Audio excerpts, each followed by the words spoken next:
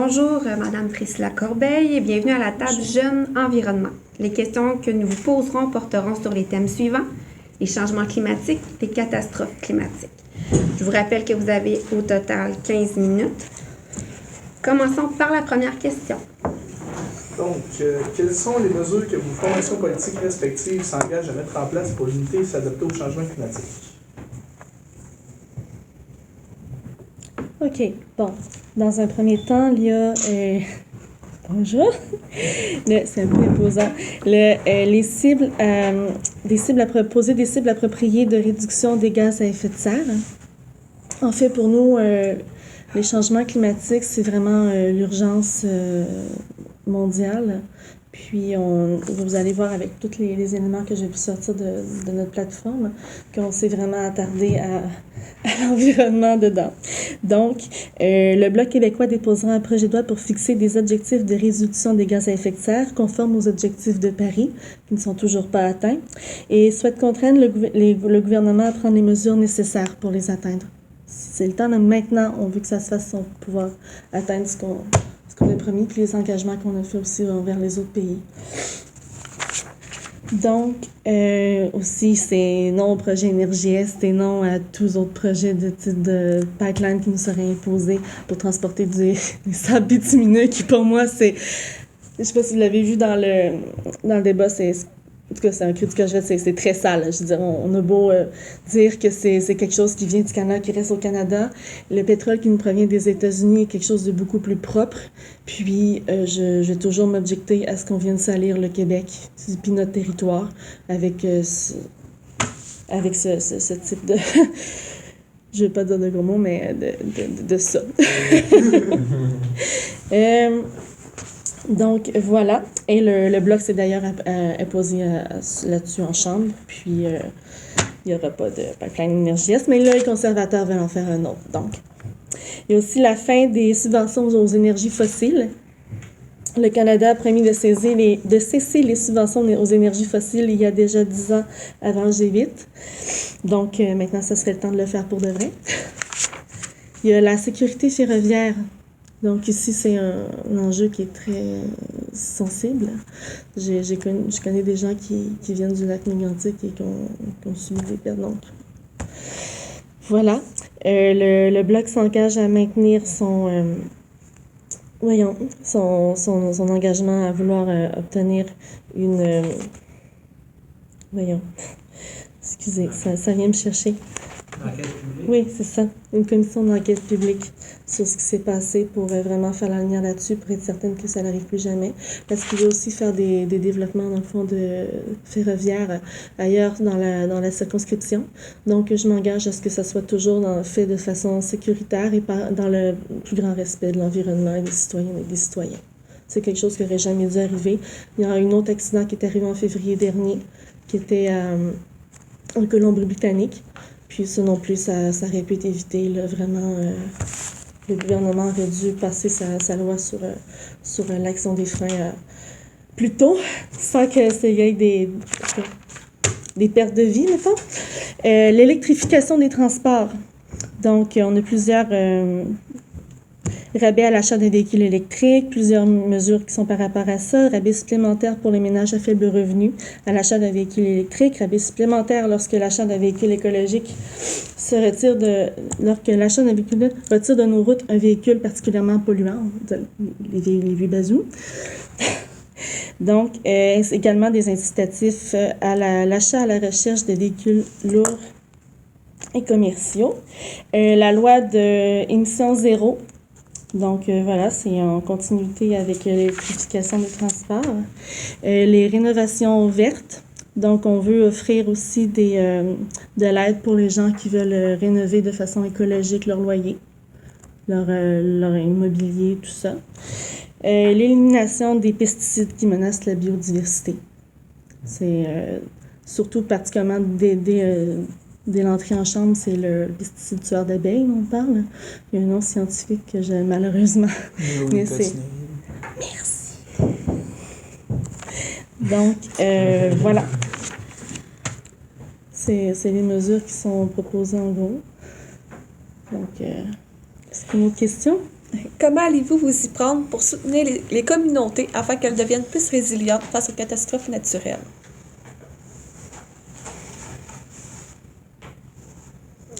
Le Bloc propose de changer la loi de l'impôt sur le revenu qui encadre le régime enregistré d'épargne retraite, qui permet aux victimes d'événements majeurs liés au changement climatique tels que les inondations, les tornades, d'utiliser cet argent sans pénalité pour reconstruire leur résidence.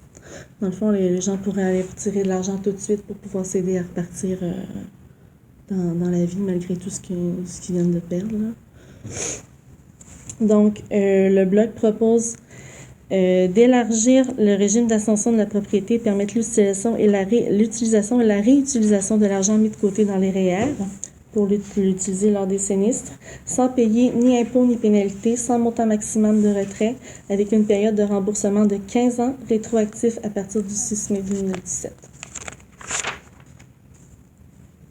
C'est des mesures fiscales. Mais c'est ça que les gens vont avoir de besoin quand ils vont avoir des pertes. Prochaine question.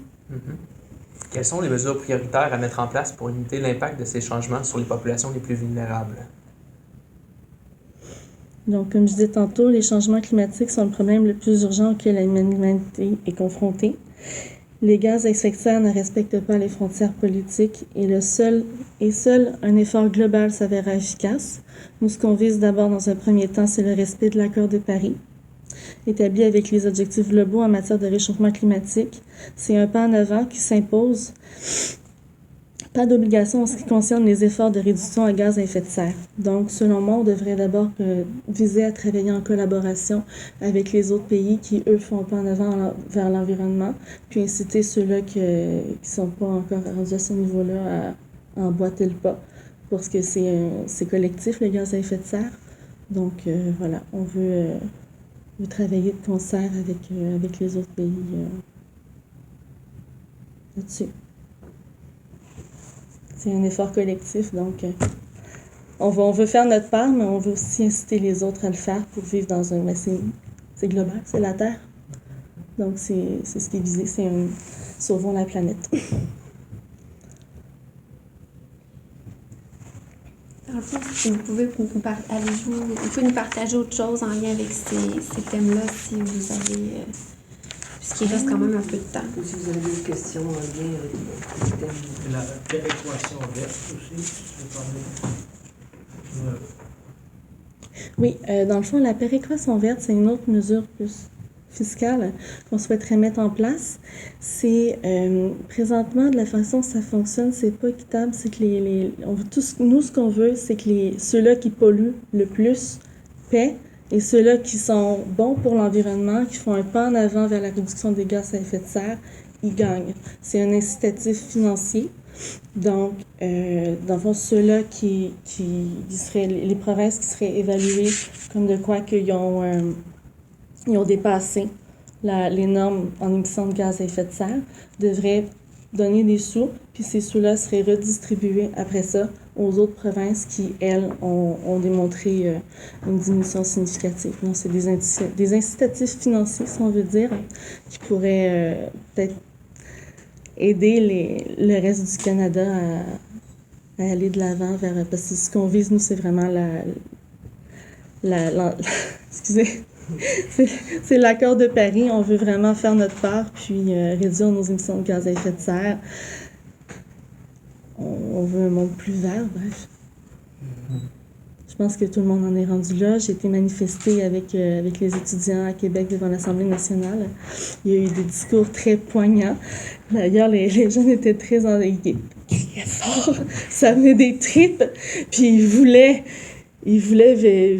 avoir un avenir dans lequel eux, on dirait qu'à votre âge, vous êtes déjà capable de vous projeter dans vous voyez vieillir, vous avez conscience que plus tard, vous allez devoir léguer ça à vos enfants, déjà, même si vous n'êtes pas en train de planifier d'en avoir nécessairement, mais vous avez conscience du futur, puis que si on ne fait pas un pas maintenant, que ça à un moment donné, ça sera plus reprenable. Même là, on est déjà en train d'être à crédit sur ce que la Terre a à nous offrir.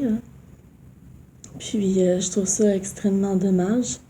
Donc, voilà. Il reste 10 minutes, 5 minutes? Il reste 5 minutes. Ben, je ne veux pas compter quoi que ce soit. Je veux dire, c'est ma position, c'est la position du parti. Puis, 5? 5 minutes. J'ai clenché ça. Ben, d'un côté, dans le fond, toutes Oui. les mesures que tu appliques là, au gouvernement Est-ce que je laisse fédéral, discuter avec vous? ben oui, bien sûr. Ben, c'est lesquelles qui vont s'appliquer plus aux régions, comme ici, mettons, à Lac-Mégantic? Est-ce que tu dis quoi, le programme de ton parti qui pourrait plus Mais moi, s'apprendre ce que j'ai vu quand j'ai été au débat sur le cégep, il y a une jeune qui, entre autres, me pose des questions sur les voitures électriques. Donc, il y a des mesures qui vont être mises en place pour bénéficier de l'achat d'une voiture électrique. Mais elle, ce qu'elle souhaitait, c'est également que les bornes de recharge deviennent plus accessibles. Parce que c'est bien beau proposer des mesures, parce que là, c'est la plateforme du parti, mais il n'y a rien qui dit qu'en tant que député, je ne peux pas l'améliorer, qu'elle la bonifier également. Donc ça, j'ai été réceptif à la suggestion de l'étudiante. J'espère que son directeur a aussi entendu le message. Parce qu'elle, ce qu'elle disait, c'est que les étudiants ne peuvent pas avoir accès, c'est seulement réservé à la direction. Donc, c'était dommage parce que vous achetez... Moi, j'ai toujours voulu que ma première voiture soit électrique.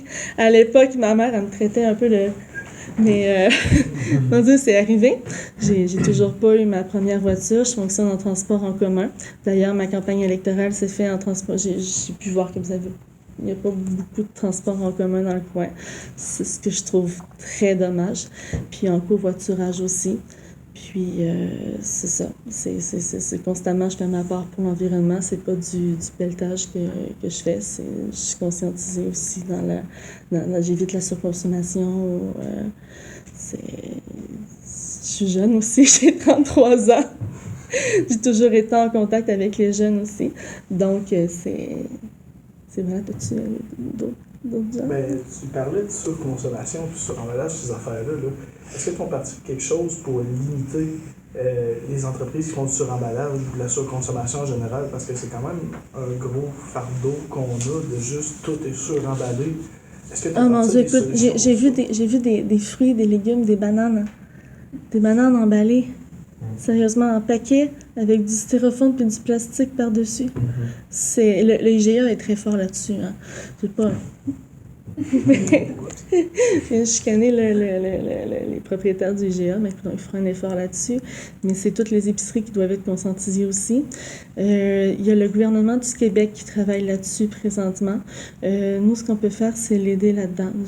Au fédéral, ça fonctionne surtout par subvention, je ne le cacherai pas. J'ai beau dire que si je veux faire beaucoup de choses, ce qu'on fait, c'est aider aussi les autres à avoir les moyens de pouvoir faire leurs actions. Moi, si je peux voir de mon côté ce que je peux faire là-dessus, mais comme je te dis, c'est pas présentement dans la plateforme du parti, mais il n'y a rien qui m'empêche après de pousser pour que ça le devienne, puis qu'il y ait des projets de loi qui soient déposés à ce niveau-là à la Chambre des communes. D'autres questions, d'autres interactions? Entre la péréquation verte qui est proposée par le Bloc québécois puis la taxe actuelle qui est sur le carbone mise par les libéraux, c'est quoi la différence ou l'avantage qu'il y aurait d'un Bloc québécois qui bonifierait justement la péréquation verte? C'est que la taxe sur le carbone, c'est... Comment je te dirais bien ça? C'est quand même les gros pollueurs s'en sortent quand même bien. Ils réussissent quand même à se glisser. Puis nous, ce qu'on veut, c'est vraiment leur taper sur les doigts, leur dire non, tu n'as pas respecté ce que tu devais faire, fais ta part. Puis quand tu as vraiment un incitatif, parce qu'on dirait que des fois, ce que les gens comprennent, c'est l'argent. Fait que c'est plus dans ce sens-là que la péréquation intervient. C'est une mesure fiscale, mais c'est un gros incitatif aussi, surtout pour des provinces comme l'Alberta, qui est un gros pollueur. Nous, on est une province plus verte, donc on ne veut pas nécessairement payer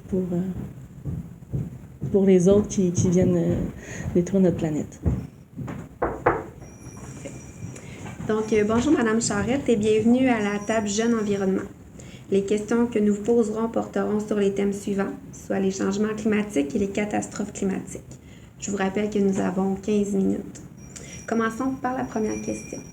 Donc, quelles sont les mesures que vos formations politiques respectives s'engagent à mettre en place pour limiter et s'adapter au changement climatique? Ok, je vais faire une petite mise en contexte. Au Parti vert, on appelle les mesures qu'on veut mettre en place, on appelle ça la mission possible. Mission possible. Bon, les climatologues nous disent que si nous n'arrivons pas collectivement à contenir le réchauffement planétaire au plus 1,5 degré, ça je sais que vous le savez, mais au-dessus du niveau de référence, on risque de déclencher un réchauffement qui sera incontrôlable et une catastrophe climatique. C'est pas un changement, là, ça devient une catastrophe climatique. Le climat planétaire s'est déjà réchauffé de 1 degré en moyenne, et au Canada, c'est pire, ça atteint 2 degrés et même 3 à 4 degrés pour l'Arctique. Vous savez qu'en Arctique, il y a des villages qui commencent à être inondés, là. L'eau monte, c'est pas une légende, c'est un fait. Le réchauffement produit déjà des vagues de chaleur, vous l'avez dit. Pour ne pas dépasser la limite critique, les émissions mondiales de gaz à effet de serre, principalement le dioxyde de carbone, le méthane, l'oxyde nitreux, doivent être réduites de moitié d'ici 2030 et l'objectif d'émission zéro devra être atteint d'ici 2050. 2030, là, c'est pas dans... c'est demain, ça, là. Il reste 10 ans. C'est rapide. Les émissions de dioxyde de carbone constituent de loin le principal facteur de pollution atmosphérique, je sais que vous le savez, et elles proviennent majoritairement au Canada de la production et de la combustion du charbon, du mazout, du gaz naturel. Le transport est responsable pour 28% de ces émissions-là. L'agriculture industrielle, il faut le dire, produit du méthane en quantité assez impressionnante et est responsable de 8% de la pollution atmosphérique. L'industrie lourde, 7,5%. Bon, vous voyez un peu, ce sont les grands joueurs, là, les grands producteurs de production. La cible fédérale actuelle est d'obtenir une réduction de 30% des gaz à effet de serre par rapport au niveau de 2005 d'ici 2030. Elle a été fixée par Stephen Harper, confirmée par Justin Trudeau. Cette cible est trop faible et les plans d'action climatique des libéraux et des conservateurs ne permettent à ni l'un ni l'autre d'atteindre un objectif qui est insuffisant et encore moins la cible que les climatologues considèrent comme absolument essentielle. Un gouvernement vert adoptera une loi sur les changements climatiques qui exigera une réduction des émissions de gaz à effet de serre de 60% par rapport au niveau de 2005 d'ici 2030 et l'atteinte de l'objectif d'émission zéro en 2050. Elle fixera des cibles intermédiaires là, pour s'y rendre. On devra utiliser tous les outils à notre disposition, la réglementation, les dépenses publiques, une tarification de la pollution, mais il va falloir tous s'y mettre pour arriver à ce que la progression cesse et qu'on réussisse peut-être à contrer tout ça. Voilà un peu ce que nous, on pense de ça. Ça va? Comment allez-vous vous y prendre pour soutenir les communautés afin qu'elles deviennent plus résilientes face aux catastrophes naturelles?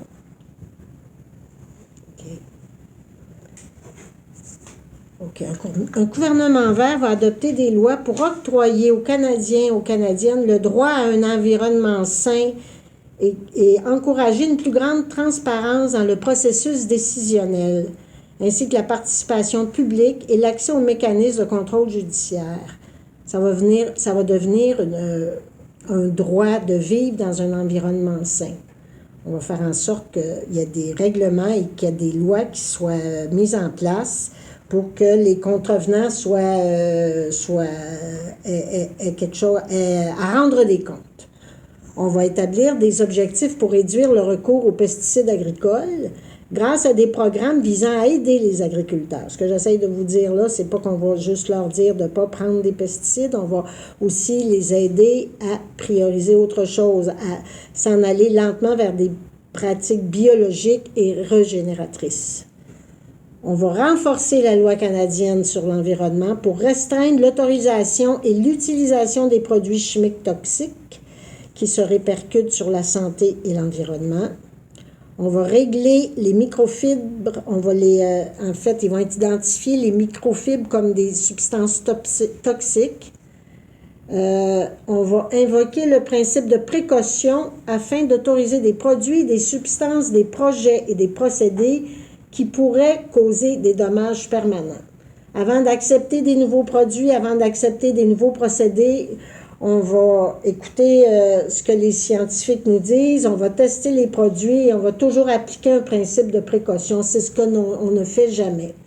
On a mis sur le marché le Roundup pour se rendre compte que maintenant, c'est quelque chose de dangereux, mais on n'a pas un principe qui nous permet avant de vraiment tester le produit puis dire ça a un certain potentiel, donc on va attendre. C'est ça qu'on appelle un principe de précaution. Puis je trouve que notre société n'en a pas du tout, le principe de précaution.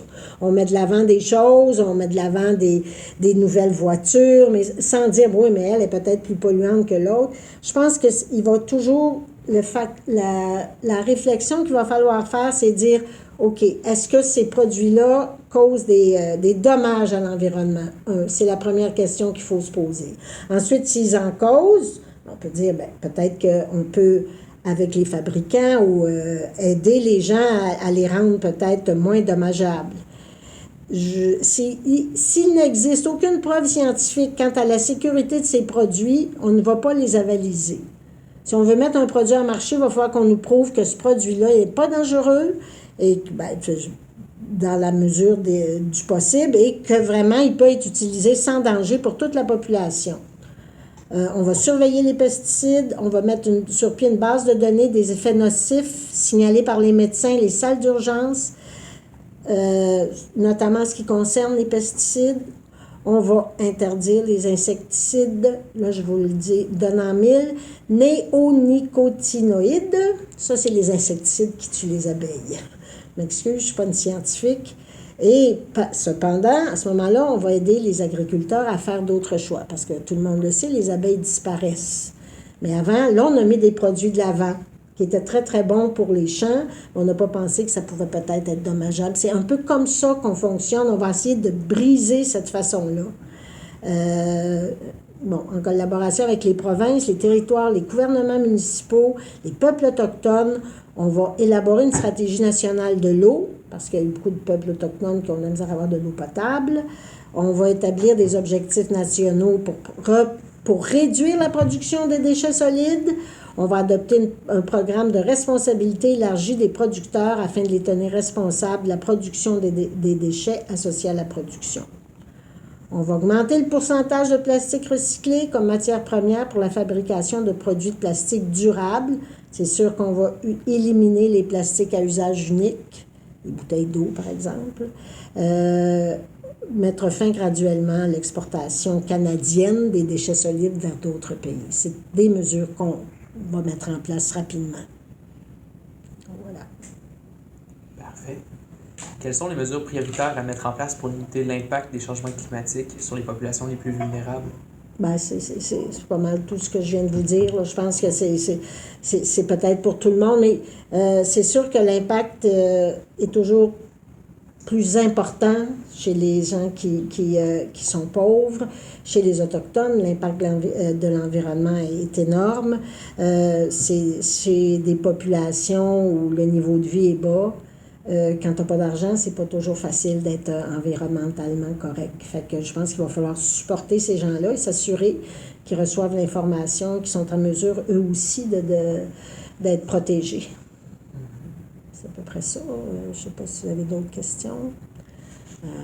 Oui, j'en avais une. Oui. La deuxième question, la réponse portait beaucoup sur les pesticides, l'enjeu agricole, mais Oui. Si je réitère la deuxième question, comment on va faire pour rendre les communautés victimes de catastrophes naturelles plus résilientes, plus capables de s'adapter aux catastrophes naturelles? C'est une bonne question. Je ne sais pas qu'est-ce qu'on va faire avec le village inuit dont je vous parlais, qui commence à être inondé.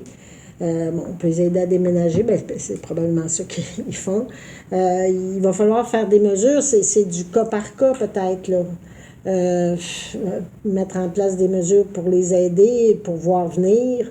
Il n'y aura pas juste les communautés ici aussi. Il va falloir peut-être être en mesure d'accueillir des réfugiés climatiques ici. Là, ça risque d'arriver. Fait que de mettre des infrastructures pour accueillir ces gens-là, ou c'est peut-être nous qui en serons des réfugiés climatiques, je ne sais pas. Mais Je pense qu'il faut tenir compte de leur réalité, en tout cas de la réalité des gens, puis de la façon dont ils vivent, puis essayer de leur proposer des mesures qui sont réalisables aussi. Par exemple, on peut bien leur demander de protéger l'environnement, mais il faut qu'il y ait des moyens de le faire. J'avais une question. Oui, vas-y.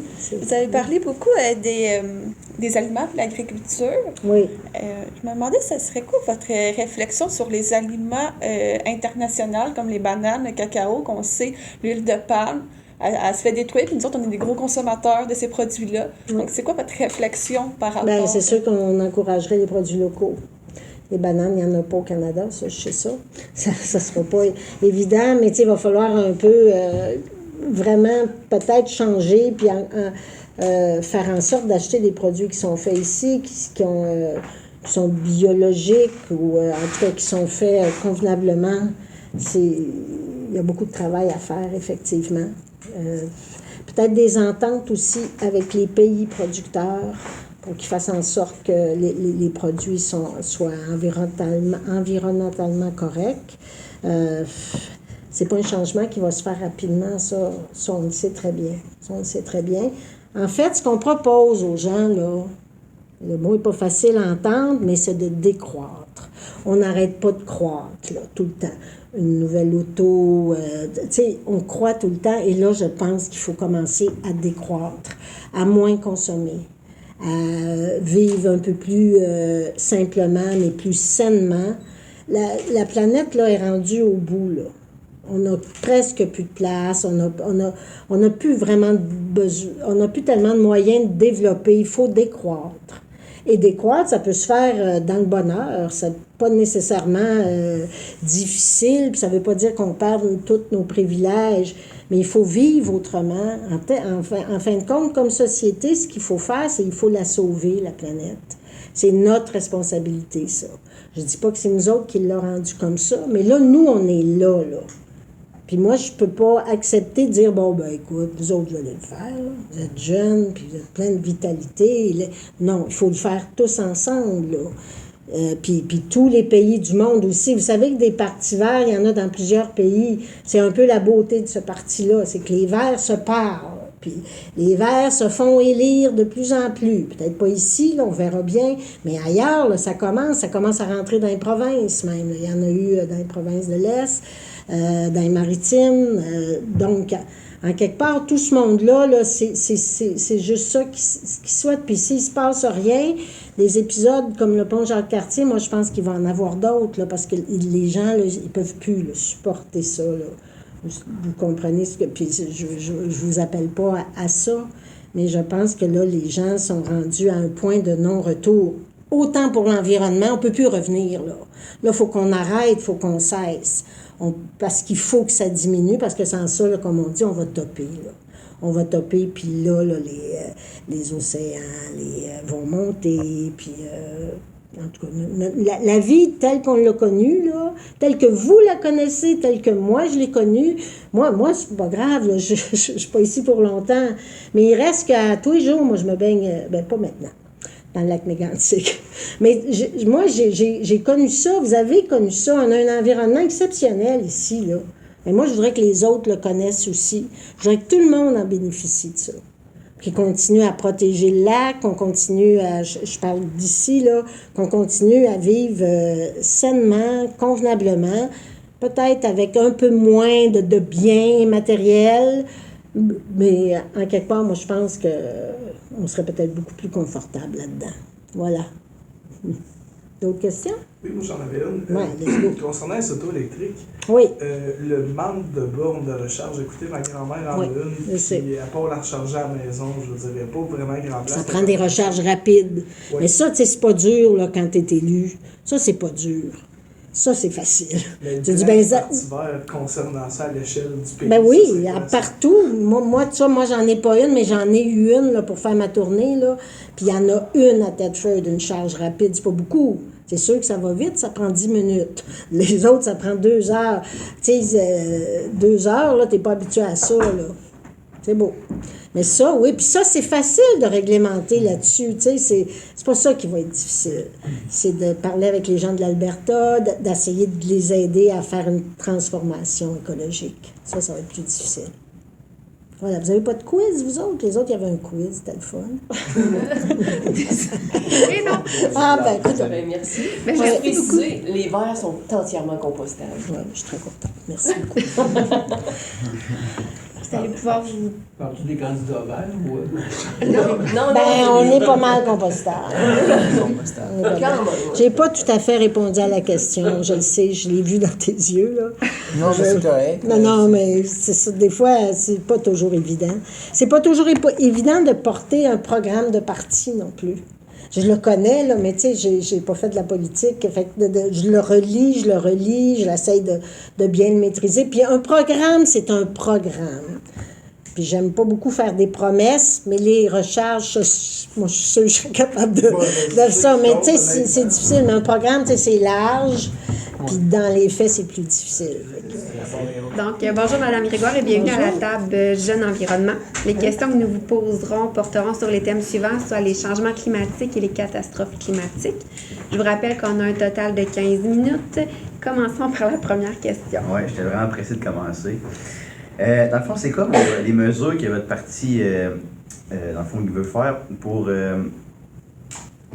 dans le fond, mettre en place des mesures pour limiter et s'adapter au changement climatique?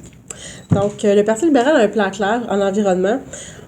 On comprend que l'environnement et les changements climatiques, c'est un enjeu qui est primordial. On doit s'en occuper maintenant. Donc, les changements climatiques, on a déjà des répercussions graves qui sont irréversibles sur notre population, nos communautés puis notre économie. C'est pourquoi qu'à partir de cette année, la pollution n'est plus gratuite. Donc, on a mis un prix sur la pollution. On a mis ça en place. Donc, d'ailleurs, nous, au Parti libéral, M. Trudeau, durant ce débat, a dit qu'il avait acheté des crédits carbone pour ses avions. On travaille très fort. Nous, au Parti libéral, on se fie beaucoup sur la science. On fait beaucoup de recherches pour faire une transition vers des énergies qui sont plus vertes. Donc ça fait partie des choses qu'on peut mettre en place. Puis qu'on a déjà commencé à mettre en place et qu'on va continuer, si on est réélu, à mettre en place. On étend aussi la portée de notre plan climatique national en adoptant des nouvelles mesures qui rapprocheront le Canada d'un avenir carboneux, notamment en renforçant les règles visant à réduire les émissions produites par les plus gros pollueurs du Canada, y compris l'industrie pétrolière et gazière. Donc, je sais que sûrement je vais me faire poser la question, mais justement, le fameux pipeline, ce qu'on a fait au Parti libéral, c'est qu'on devait desservir les gens. Donc, malheureusement, on a encore beaucoup de voitures qui sont à essence. Cependant, on est très conscient que nous, ce qu'on veut faire, c'est avoir un avenir qui est plus vert. Donc, pour chaque dollar qui est dépensé dans ce pipeline-là, il y a 15 $ qui sera versé pour continuer à faire de la recherche pour des énergies, faire une transition pour qu'éventuellement, on puisse avoir des énergies plus vertes. Voilà. Donc, on continue également en faisant... on a un plan. Si on est réélu pour 4 ans, sur 10 ans, il y aura 2 milliards d'arbres qui seront plantés. Puis, il y a une nouvelle réglementation aussi qu'on voudrait faire entrer en vigueur. Donc, ça serait d'interdire les plastiques à usage unique. Donc, ça a été... c'est très polluant. Donc, on veut les interdire. Au même titre que maintenant, on a commencé déjà à faire des habitudes. On a déjà des habitudes. Exemple, les sacs de plastique, ça fait longtemps qu'on amène nos sacs réutilisables. Maintenant, ça sera la même chose pour les plastiques. On veut les éliminer, on va trouver quelque chose pour les remplacer, mais voilà. C'est ce qu'on veut mettre en place pour ce qui est de l'environnement. Voilà. D'un côté plus communautaire, afin que les communautés justement deviennent plus résilientes face aux catastrophes naturelles, c'est quoi les mesures qui ont été prises ou qui veulent être prises par le Parti libéral? Notre gouvernement, on se tient beaucoup à la classe moyenne, les communautés vulnérables. On l'a fait lors des 4 dernières années, on va continuer de le faire. En ce qui concerne les changements climatiques, les incidents qui en découlent, nous, on va continuer d'investir dans nos infrastructures pour aider nos communautés à se sentir sécuritaires. Puis c'est sûr que le fait d'être, en tant que député, quand il arrive des catastrophes, c'est sûr que les gens, ce qu'ils veulent, c'est qu'on soit présent.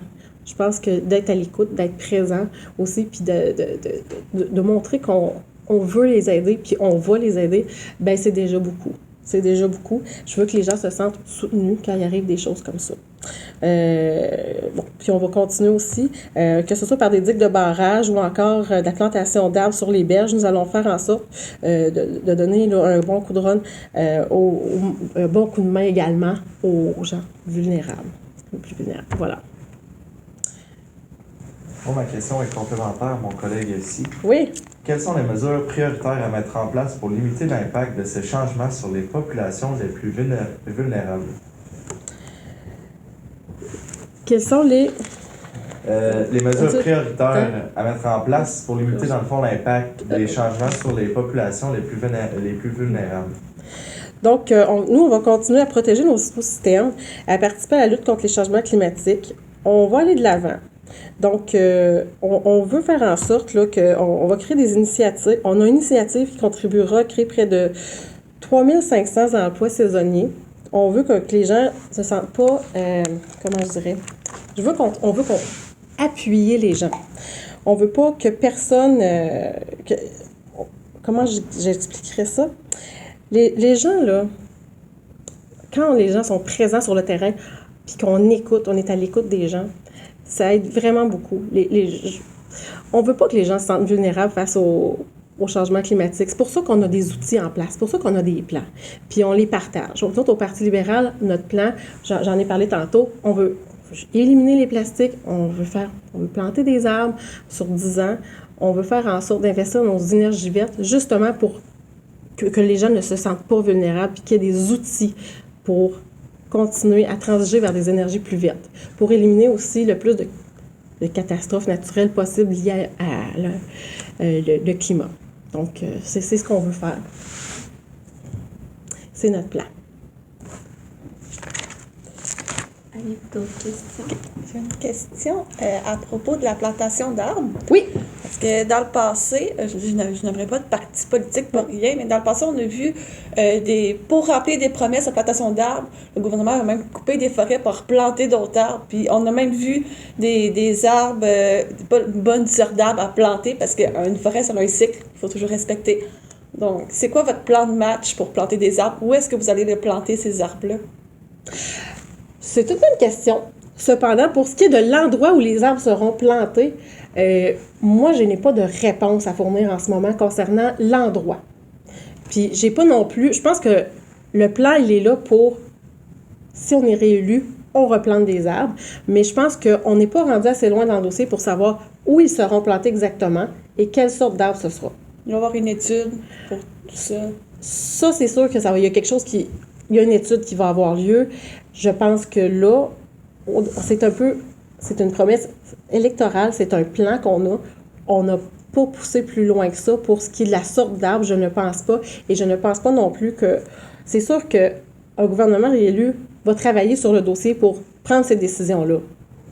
Ça, c'est certain. Mais pour le moment, je ne peux pas malheureusement répondre à la question à savoir quelle sorte d'arbre ce sera et où ce sera. Mais j'aimerais vraiment beaucoup y répondre, par exemple. Donc, est-ce qu'il y a d'autres questions? Moi, j'en avais une aussi. Là. J'aimerais ça y répondre. Vous aviez parlé de, par chaque dollar qui passe à travers ce pipeline, ça a donné 15 pour de quoi de verre.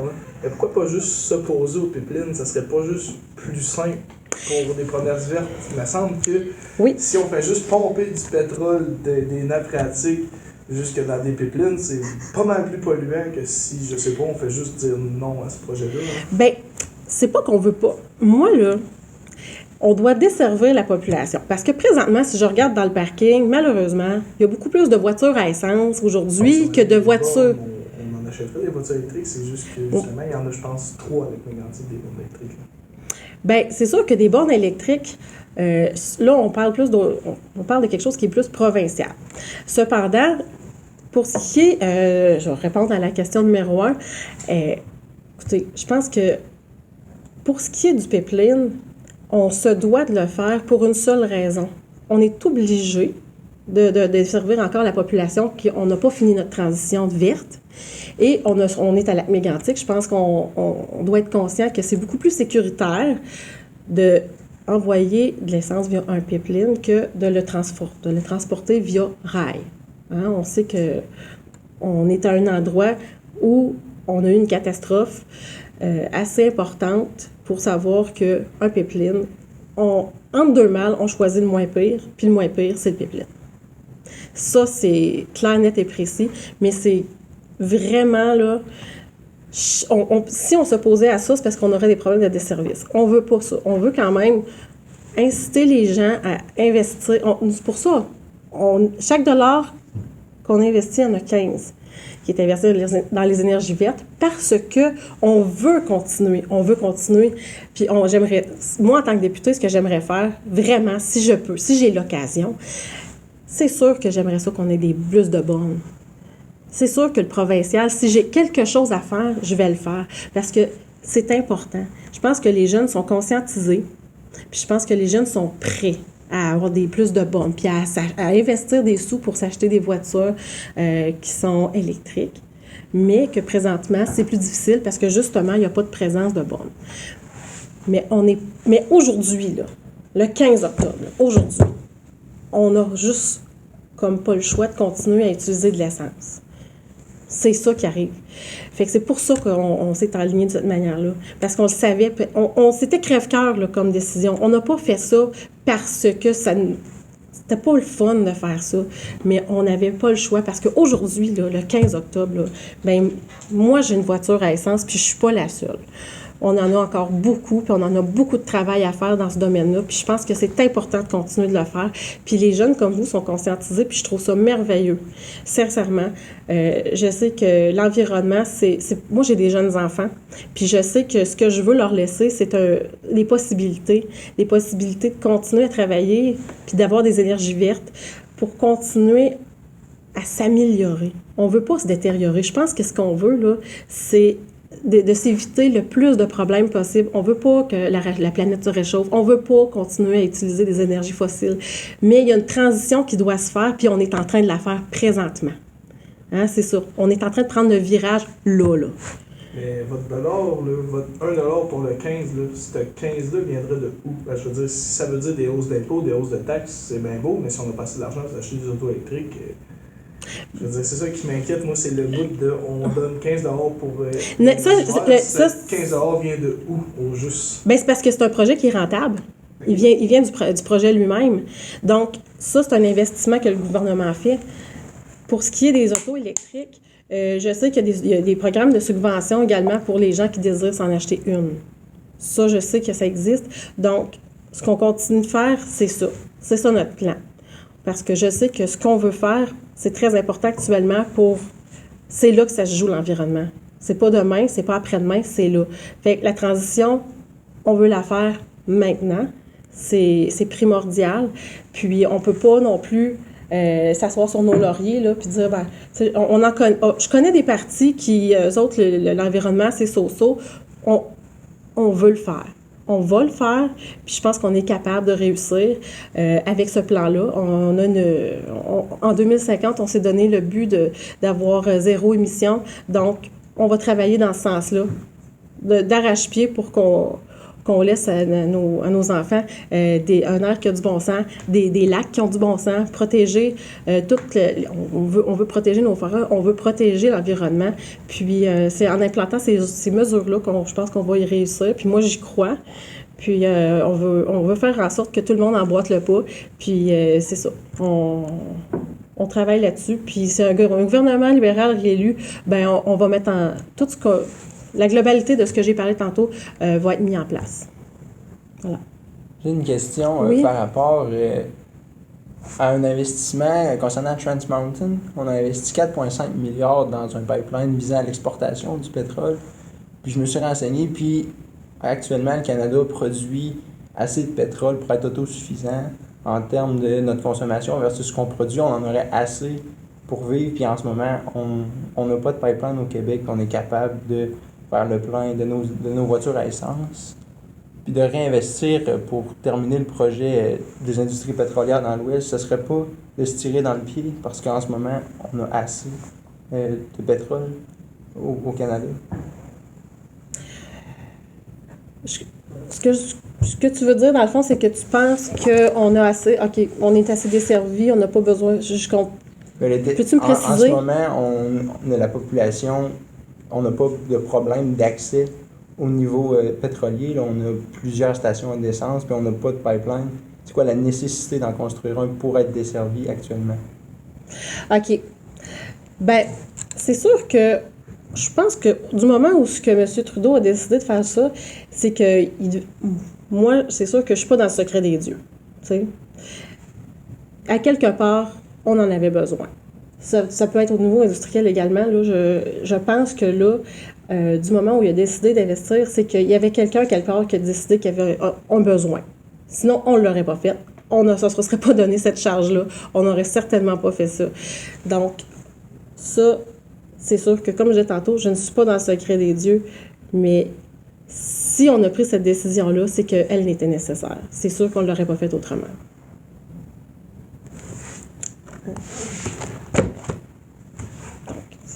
Je pense qu'il nous restait plus de temps. Mais je vous... Bon, je vous remercie. Je vous remercie de vos questions, puis j'espère que j'ai pu vous éclairer. Puis, continuez, belle jeunesse.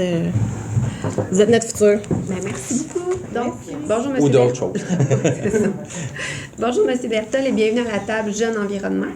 Les questions que vous nous poserons porteront sur les thèmes suivants, soit les changements climatiques et les catastrophes climatiques. Je vous rappelle que nous avons un total de 15 minutes.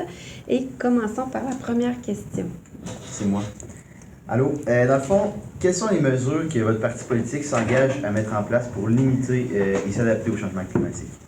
C'est une question qui est très, très grande. Premièrement, contrairement au mythe que tout le monde pense, oui, je crois au changement climatique, oui, je crois qu'il y a urgence climatique et que c'est important qu'on agisse maintenant pour le bien des générations à venir. Je suis très, très, très content que les générations se réveillent puis que les gens commencent à parler de plus en plus d'environnement. C'est essentiel. Moi-même, quand j'ai été maire de Thetford Mines, j'avais mis en place un comité environnement justement pour venir voir, pour prévoir tous ces changements-là qui allaient affecter notre milieu local, parce qu'on parle beaucoup de changements climatiques à l'échelle mondiale, mais il y a des gros changements locaux qui se produisent un peu partout, puis il faut être capable de voir venir ça. Dans les endroits, comme quand j'étais maire de Thetford Mines, c'était les îlots de chaleur qu'on avait à la ville, qu'il fallait absolument être capable de voir comment on s'occupe de ça. Je ne sais pas si vous savez, des grandes montagnes de résidus miniers, là, c'est des îlots de chaleur assez extraordinaires. Là. Fait qu'il faut être capable d'adresser ça. Bon, je parle beaucoup, là, mais je suis en train de perdre où est-ce que je voulais m'en aller. Mais bref, oui, effectivement, il faut prendre des mesures. Le Parti conservateur a présenté un plan. On a une vision différente des autres partis par rapport à l'environnement, où nous autres, on préfère agir globalement pour faire en sorte de diminuer globalement les gaz à effet de serre, plutôt que de taxer les gens puis de les rendre coupables de continuer à vivre puis de continuer à utiliser les automobiles, continuer à utiliser les téléphones cellulaires ou des choses comme ça. Ce qu'on souhaite, c'est, on pense que pour combattre puis être efficace rapidement en matière de gaz à effet de serre, il vaut mieux des technologies vertes. Il faut favoriser l'utilisation de technologies vertes. Il faut favoriser les entreprises qui vont utiliser les technologies vertes. Il faut forcer les entreprises qui sont des grandes émettrices de gaz à effet de serre à utiliser les technologies pour justement être capables de diminuer leur gaz à effet de serre. Puis l'autre variante, c'est qu'on pense que la lutte au gaz à effet de serre, c'est pas juste une affaire qui relève du Canada. Parce que le Canada, si demain matin, on arrêtait de produire tous les gaz à effet de serre, la Chine, en une semaine, prendrait le contrôle puis elle remplacerait tous les gaz à effet de serre qu'on aurait arrêté d'émettre. Parce que c'est comme ça, c'est une lutte globale qu'on doit faire. Je vais juste vous donner un exemple. Si on produit au Canada une tonne d'aluminium, on va émettre, mettons, X de gaz à effet de serre. Si on prend la même tonne d'aluminium produite en Chine, ça va produire 6 fois plus ou 7 fois plus de gaz à effet de serre parce qu'ils vont utiliser le charbon pour la produire au lieu de l'hydroélectricité. Donc ça, on pense que si on est capable de vendre plus d'aluminium du Canada partout dans le monde, puis remplacer l'aluminium qui est produit en Chine, bien, le Canada va avoir joué son rôle. On peut être innovant, puis on peut créer des opportunités, puis faire en sorte qu'on puisse continuer au Canada de prospérer. Il ne faut juste pas mettre des bâtons dans les roues dans des entreprises. Il faut faire en sorte que nos produits qui sont verts soient compétitifs. Parce que le Canada a un très bon bilan en matière de gaz à effet de serre, particulièrement le Québec. Ça, il faut être capable de reconnaître. Donc, on ne part pas aux mêmes places que la Chine. On part déjà avec beaucoup plus de réalisation. Puis ça, pour moi, c'est important qu'on puisse le reconnaître. Moi, ma vision de l'environnement, peut-être pour terminer, là, parce que je peux parler longtemps, ma vision de l'environnement, c'est vraiment... moi, je veux que mes enfants, mes petits-enfants, mes arrière-petits-enfants puissent continuer de profiter, oui, de l'eau, de la terre, de la nature, puis puissent continuer d'avoir un avenir, mais puissent continuer d'en profiter. Je veux pas qu'on revienne à l'époque où il n'y avait pas d'humains sur Terre. Je pense que c'est ça la différence. On peut le faire intelligemment. L'homme est rendu assez intelligent pour être capable de contrôler ses émissions de gaz à effet de serre, puis de le faire, d'utiliser la technologie pour faire cette lutte-là. Concrètement. Bonjour. Bonjour. Comment allez-vous vous y prendre pour soutenir les communautés afin qu'elles deviennent plus résilientes face aux catastrophes naturelles? On a eu beaucoup il y a eu beaucoup de situations partout, hein, on l'a vu au Québec, là, où effectivement les changements climatiques causent beaucoup de problèmes. Il y a des rivières qui débordent. On l'a vu ici avec la rivière Chaudière. Je ne sais pas si vous avez entendu parler un peu de ce qui se passe à Sainte-Marie puis tout ça. Je ne sais pas s'il y en a d'ici qui sont là. Beauceville, ça a causé des sérieux problèmes. Puis ça va arriver de plus en plus souvent. Le Canada a investi des milliards de dollars en infrastructures à chaque année pour justement faire des ponts, faire des routes. Nous, ce qu'on veut faire, c'est insérer dans l'ensemble des projets d'infrastructure ce qu'on appelle une mesure d'atténuation, ce qui va forcer les projets d'infrastructure à se faire puis à tenir en compte les changements climatiques. Dans le fond, c'est que si on fait un pont, bien, il va falloir qu'il y ait des mesures pour faire en sorte d'éviter que le projet... il va y avoir des sous prévus dans l'enveloppe d'infrastructure pour justement atténuer l'impact sur en cas de problème par rapport au changement climatique. Il va y avoir des sous qui vont être réservés dans les enveloppes d'infrastructure, pas uniquement pour bâtir, mais aussi pour prévenir, pour faire en sorte qu'on puisse corriger les défauts avant qu'ils arrivent. Ça, c'est la manière dont le plan d'infrastructure a été conçu pour les prochaines années. L'autre chose qui est super importante, c'est que aujourd'hui, quand on bâtit quelque chose, ben, on utilise des matériaux sans tenir compte de la durée de vie des matériaux. Et ça c'est un problème. Si vous promenez un peu partout au Québec, vous allez voir que les ponts ont des couches. Si vous allez voir sur l'autoroute, des fois, il y a des ponts qui sont bâtis, puis il y a des filets sous les ponts. C'est comme des clôtures pour éviter que les morceaux de béton ils tombent. Parce qu'ils ont utilisé de l'acier qui rouille après un certain nombre d'années, puis qui se ramasse dans la route. Donc, on n'a pas tenu compte, quand on a construit le pont, on n'a pas exigé que le pont dure 100 ans. On a dit, bon, mais s'il dure 50, 60 ans, ça va être correct. On pense qu'en demandant et en exigeant des critères plus sévères en matière d'infrastructure, ben, ça va permettre justement à ces infrastructures-là de durer plus longtemps. On va émettre moins de gaz à effet de serre quand on va les construire. On n'aura pas besoin de le refaire. Puis, ça va protéger l'environnement parce qu'on va faire des affaires plus durables. Ça, c'est une des orientations qu'on a par rapport à la résilience, puis par rapport à comment est-ce qu'on réagit face à ces changements climatiques-là avec nos infrastructures. Bonjour. Bonjour. Quelles sont les mesures prioritaires à mettre en place pour limiter l'impact de ces changements sur les populations les plus vulnérables? Bien, je pense qu'on en a parlé un peu tantôt. Il faut que les sommes d'infrastructure, les argents qui sont prévus par les gouvernements, s'en aillent aux bons endroits. C'est important. On parle beaucoup d'érosion des berges. C'est un phénomène naturel qui s'accélère. Comment est-ce qu'on fait pour protéger ces populations-là? Bien, il faut qu'il y ait des sommes dans les enveloppes d'infrastructure qui soient prévues, dédiées expressément pour ça, pour faire face à ces changements-là. Les constructions, j'ai été maire d'une ville, hein, j'ai été maire de Thetford Mines, donc je peux vous dire que quand on prévoyait des travaux d'infrastructure, un bassin de rétention ou quelque chose comme ça, c'était prévu pour, exemple, des crues qui reviennent une fois toutes les 100 ans.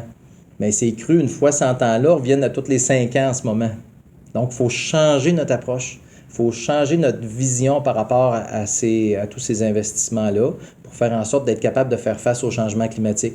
Malheureusement, puis là, vous mettez le doigt sur un bobo, les communautés pauvres n'ont pas d'argent pour justement faire face à ces réalités-là. Puis les programmes gouvernementaux exigent toujours une participation du milieu qui est assez élevée. Exemple, je vais parler encore de Thetford, mais c'est juste pour être capable. On avait, nous, un projet d'eau potable. Il fallait changer la source d'eau potable.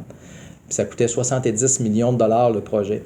À 50%, ça coûtait 35 millions pour une ville de 25-26 000 habitants. C'est sûr que la ville n'avait pas les moyens de payer. Donc, il a fallu qu'on fasse des pressions pour faire en sorte que le gouvernement augmente sa participation pour être capable de le rendre accessible à la communauté.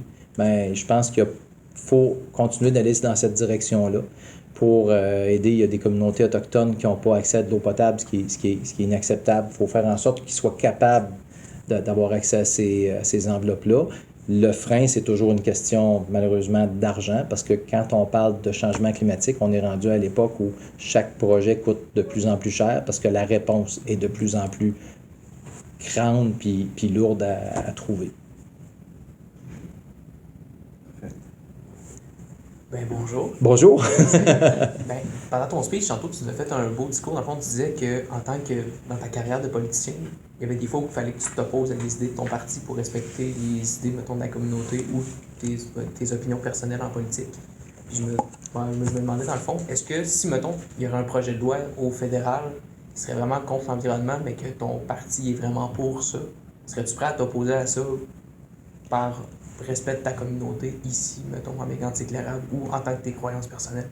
Comment ça fonctionne, c'est que avant qu'un projet de loi passe, avant qu'on en soit rendu à la décision du parti, on a des discussions à l'interne. OK? Puis c'est un député, là, c'est ça le rôle. C'est quand on commence à parler du projet de loi, c'est là qu'on a un pouvoir d'influence qui est vraiment extraordinaire. C'est là qu'on peut mettre ces genres de menaces-là sur la table puis dire, écoutez, si on s'en va là-bas, moi, je vais quitter mon parti. Tu fais pas ça trop souvent, parce que si tu fais ça, ils vont te quitter eux autres mêmes. Mais c'est ce genre de choses-là, ce genre de débat-là, c'est le genre de débat pour lequel j'adore faire de la politique. C'est que moi, je suis là pour représenter ma région au sein d'un parti. Puis le nombre de fois que je me suis levé dans mon caucus pour parler, pour réserver des enveloppes pour les régions, pour le dossier de la voie de contournement ici, pour m'assurer que les gens, parce que, tu sais, dans la voie de contournement, un des aspects que les gens disaient, c'est que les autres députés qui avaient des tracts de chemin de fer au centre-ville voulaient tous avoir une voie de contournement si on en donnait une à Lac-Mégantic. Fait que mon rôle, c'est de lui faire comprendre, non, ça marche pas de même. Tu sais, ici, il est arrivé quelque chose de spécial. Mais c'est comme ça dans tous les dossiers. Puis c'est comme ça que je vois ma participation. C'est sûr que si en bout de piste, là, vraiment, vraiment à l'ultime, là, il y avait quelque chose qui heurtait mes valeurs de plein fouet, mes valeurs ont toujours été très, très fortes pour moi. Puis c'est pas des choses que je renierais. Mais il faudrait y penser parce que ça voudrait dire une élection, ça voudrait dire beaucoup de choses. Est-ce que je suis prêt à mettre mon siège en jeu pour certains dossiers? Oui. Mais encore une fois, ce ne sera pas sans avoir livré d'abord tout un combat au sein de mon parti pour être sûr que mes valeurs soient respectées. Parfait. Merci de ta réponse. Plaisir. Moi, en fait, j'ai pas été entièrement satisfait de votre réponse à ma question tantôt. Je me demandais les mesures que vous voudriez mettre en place pour limiter les changements climatiques. Vous m'avez répondu, dans le fond, d'utiliser les énergies vertes. Les technologies vertes, vous avez dit. Puis aussi, après ça, vous avez commencé à parler de la Chine qui était plus que nous, puis le Québec qui était pas si peu que ça. Moi, dans le fond, ma question, c'est concrètement, ça veut dire quoi utiliser les technologies vertes? Puis, c'est ça, comment on peut limiter les changements climatiques de façon concrète? Concrètement, c'est, exemple, si une usine produit des gaz à effet de serre parce qu'elle n'a pas recours à la dernière technologie, c'est de se taper dessus puis de dire, écoute, fais des recherches, fais du développement, puis de te donner un objectif de réduction de gaz à effet de serre pour que tu réduises de moitié tes émissions. Carrément comme ça. C'est ça le but, c'est ça le projet. Puis si les gens ne veulent pas le faire ou il n'existe pas de technologie, c'est de leur donner des crédits pour faire en sorte qu'ils puissent faire de la recherche pour qu'on atteigne ces résultats-là. Pour vraiment travailler directement à la source, là, à l'émission des gaz à effet de serre, directement. Ça peut vouloir dire donner des crédits verts. Autrement dit, une entreprise qui va avoir inventé une technologie verte qui va réduire les gaz à effet de serre, on va lui dire, au lieu de payer 10 d'impôts, tu vas payer 5 d'impôts sur tous les profits verts que tu vas avoir faits. C'est un incitatif concret, clair. Puis quand on parle d'argent à ces entreprises-là, ils sont toujours présents. Donc moi, je me dis, si on est capable de jouer cette corde sensible-là, puis de les forcer, puis de les amener à faire des changements réels, bien, je pense que c'est une bonne piste. Mais moi, je suis juste tanné qu'on joue sur la culpabilité de tout le monde, puis qu'on demande toujours à toutes nous autres qui sont en bas de payer, de faire les efforts, tandis que ceux d'en haut, ils font rien. Tu sais, on exemple de la taxe sur le carbone, les grands pollueurs au Canada, parce qu'ils sont importants, mais il n'y a pas personne dans les autres provinces, les autres c'est la bourse du carbone, mais dans les autres provinces qui ont été exemptées de la taxe sur le carbone, là. Tu sais, c'est ça qui n'est pas normal. Moi, je me dis, agissons concrètement, faisons quelque chose de concret, aidons les entreprises à continuer d'être bons, puis exportons notre savoir ailleurs, parce que la lutte au changement climatique, c'est mondial, c'est pas juste canadien. Puis je me dis qu'on a le savoir, on a les universités, on est capable de devenir des leaders en environnement et en technologie verte. Faisons-le. Concrètement, rapidement. Oui. On a parlé beaucoup des gaz à effet de serre, mais par curiosité, je me demandais si vous aviez une opinion par rapport aux productions de masse à propos des terres agricoles qui rend finalement tout ça infertile. Bien, moi, je ne partage pas cette opinion-là, que les grandes productions de masse rendent les sols infertiles, parce que je fais toujours le pour et le contre. La production de masse nous permet de nourrir la planète. Est-ce qu'on peut faire mieux? Oui. Il faut le faire mieux. On peut aider les producteurs. Mais les producteurs agricoles ont tellement changé leur façon de faire au cours des dernières années, puis je le sais parce que je suis le porte-parole de l'agriculture pour mon parti. Puis ils ont tellement changé leur façon de faire au cours des dernières années que c'est plus vrai que c'est des gens... C'est pas vrai que c'est des gens qui font pas attention à leur environnement, qui font pas des efforts pour diminuer les émissions de gaz à effet de serre, qui font pas des efforts pour diminuer l'utilisation des pesticides. Ces gens-là sont pris avec des règles qui sont imposées par des gouvernements, OK, pour dire, écoutez, ce produit-là, tu peux le prendre, c'est correct. Donc, ils le prennent parce que quelqu'un leur a dit que c'était correct. Tu sais, c'est pas de leur faute à eux autres. Je pense que le gouvernement a un rôle à jouer pour aller plus vite pour approuver des nouveaux produits. Un nouveau produit peut prendre 7 ans avant d'être approuvé par le gouvernement. Un produit qui serait environnementalement correct, ça n'a pas de bon sens qu'on attende aussi longtemps pour l'approuver, puis qu'on puisse l'utiliser, puis qu'on puisse permettre à ces gens-là de continuer à faire leur travail, puis de nourrir la planète. Moi, je pense que c'est ça. Oui, il y a un côté, effectivement, c'est de la production de masse, mais s'il n'y a pas de production de masse dans le monde, on va avoir un autre problème, on ne sera pas capable de nourrir le monde. Puis ça c'est toujours des oppositions comme ça qui viennent me chercher. Donc, comment est-ce qu'on fait pour les aider à être meilleurs? C'est encore un peu ce que je disais tantôt par les technologies, puis par la paperasse qu'on doit faire en sorte d'accélérer pour qu'ils puissent avoir accès aux meilleures méthodes plus vite. Allez-y vite en rafale.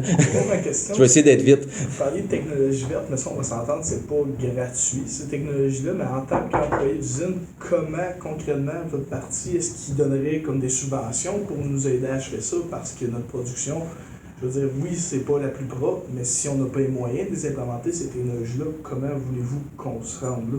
Bien, c'est justement, il va y avoir des crédits qui vont être donnés. Il y a un fonds d'investissement vert qui va être créé justement par les entreprises. Le gouvernement va donner 1 pièce sur 4 pour aider les entreprises à faire ce genre de transformation-là. Puis le gouvernement va investir avec les entreprises dans les recherches puis l'innovation pour les technologies vertes. C'est important, puis c'est une des priorités. On a un plan, je vous invite à aller le regarder, là, c'est succinct, là, ça s'appelle unvraiplan.ca. Puis c'est marqué les différentes mesures. Ben oui, c'est mon petit côté politique, là, quand même, on fait un débat politique. Mais les mesures sont là. Il y a 55 mesures qui sont, à mon avis, crédibles, réalistes, qu'on peut réaliser à court terme. C'est pour ça qu'on en parle aujourd'hui. Merci. Vous disiez que si on arrêtait le Canada de produire des gaz à effet de serre, la Chine reprendrait cette production-là. C'est pas un peu de jouer à... de ne pas montrer l'exemple en prenant un virage vert, de dire que les autres vont polluer à notre place? Sais-tu quoi? Pourquoi est-ce qu'on ne reconnaît pas nos bons coups? Pourquoi est-ce qu'on n'est pas fiers d'avoir été justement bons depuis plusieurs années en matière d'environnement? Puis de dire aux autres, bien, soyez bons comme nous autres. Moi, c'est plus de même que je le vois. On a été bons, mais pourquoi se punir plus que les autres qui n'ont pas suivi? C'est ça que je ne suis pas d'accord.